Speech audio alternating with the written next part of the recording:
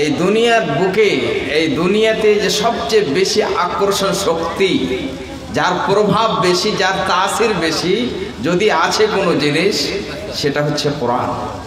কোরআন পড়তে গেলে মানুষের অন্তর গলে যায়, মম হয়ে যায়। এই কোরআন কিয়ামতের দিন মুমিনদের জন্য শাফাত করবে।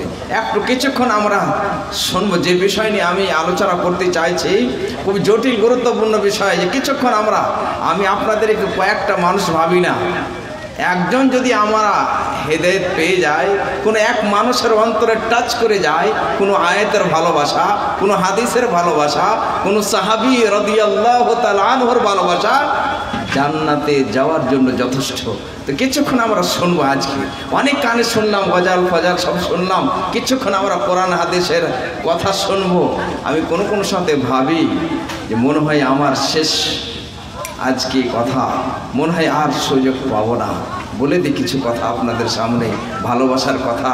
যে ভঙ্গিমাতে, যে ভালোবাসা, যেভাবে আমি কোরআনকে বুঝতে শিখেছি, আমাকে কোন সাথে লাগে এই যে কোরআন হাদিস ছাড়া অন্য কথা ভালো আর লাগে না, অন্য কোনো কথা আর ভালো লাগে না। শুধু কোরআনের তেলাওয়াত, শুধু হাদিস, শুধু সাহাবায়ে কেরামের ভালোবাসা। মা খালারা একটু আমার দিকে একটু তাকাবেন, একটু লক্ষ্য রাখেন। তো সর্বপ্রথমে প্রশংসা সেই মহান আল্লাহ তাআলার জন্য, যিনি আমাদেরকে এই সুন্দর মাহফিলে উপস্থিত হওয়ার তৌফিক দান করেছেন। আলহামদুলিল্লাহ, আলহামদুলিল্লাহ। তারপর অসংখ্য দরুদ ও সালাম নাজিল হোক আমাদের শেষ নবী মুহাম্মদ সাল্লাল্লাহু আলাইহি সাল্লামের উপর। আল্লাহুম্মা সাল্লি ওয়া সাল্লিম ওয়া বারিক আলাইহি।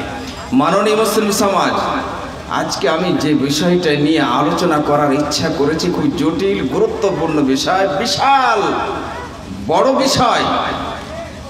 সেটা হচ্ছে ঈমান কিভাবে নষ্ট হয়ে যায়, কি কি কারণে ঈমান নষ্ট হয়। এই ঈমানকে বাঁচাতে গিয়ে সাহাবায়ে কেরাম রাদিয়াল্লাহু আনহুম আজমাইন উত্তম দল ছিলেন তারা, নবী সাল্লাল্লাহু আলাইহি সাল্লামের ছাত্র ছিলেন তারা। এই ঈমানকে বাঁচাতে গিয়ে নিজের জানের পরোয়া করেননি, নিজের জান দিয়ে দিয়েছিলেন।